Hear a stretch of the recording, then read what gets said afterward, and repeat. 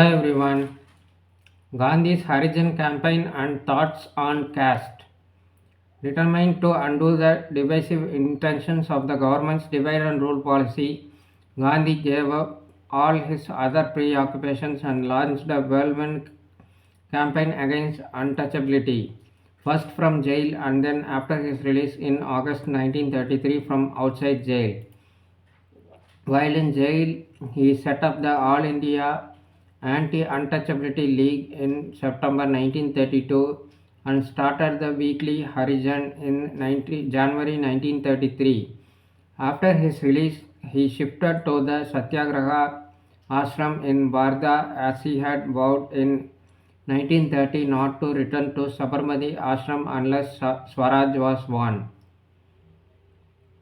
Starting from Wardha, he conducted a Harijan tour of the country in the period from November 1933 to July 1934, covering 20,000 km, collecting money for his newly set up Harijan Sevak Sangh and propagating removal of untouchability in all its forms.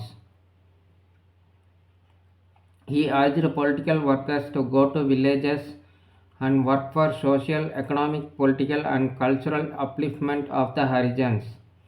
He undertook two fasts on May 8 and August 16, 1934, to convince his followers of the seriousness of his effort and the importance of the issue.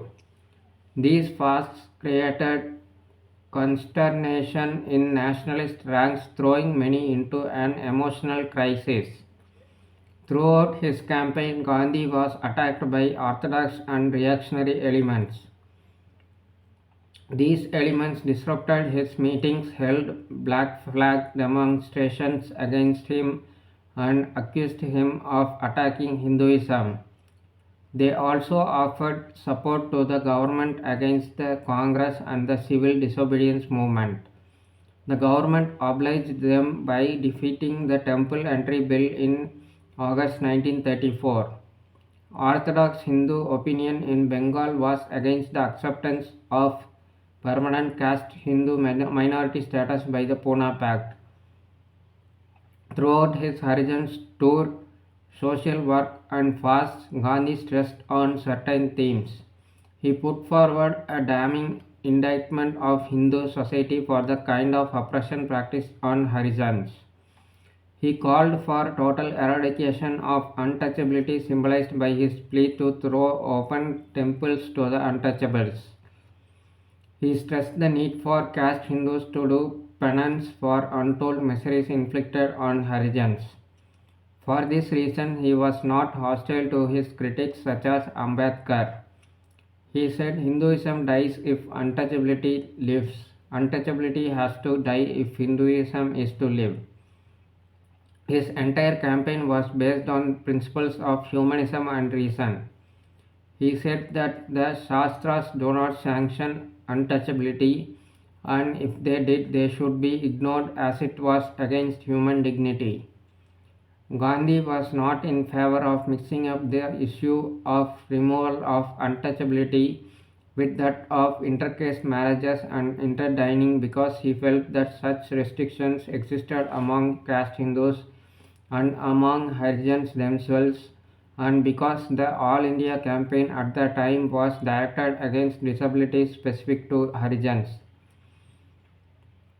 Similarly, he distinguished between abolition of untouchability and abolition of caste system as such. On this point, he differed from Ambedkar, who advocated annihilation of the caste system to remove untouchability. Gandhi felt that whatever the limitations and defects of the Varnashram system, there was nothing sinful about it as there was about untouchability. Untouchability, Gandhi felt, was a product of distinctions of high and low and not of the caste system itself. If it could be purged of this distinction, the Varnashram could function in such a manner that each caste would be complementary to the other rather than being higher or lower. Anyway, he hoped that believers and critics of the caste system would come together in the fight against untouchability. He believed that the removal of untouchability would have a positive impact on communal and other questions since opposition to untouchability meant opposing the notion of highness and lowness.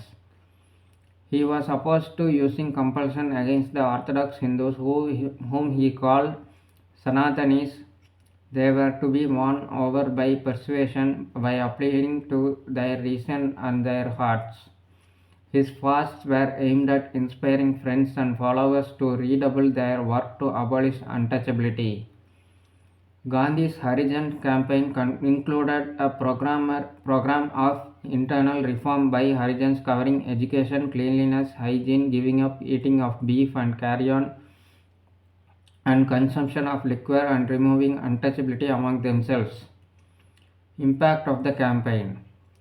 Gandhi repeatedly described the campaign as not a political movement but as being primarily meant to purify Hinduism and Hindu society.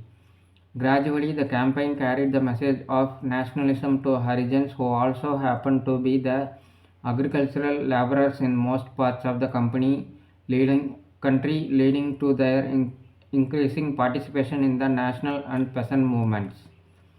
Like, share, and subscribe to support the channel. Thank you. Bye.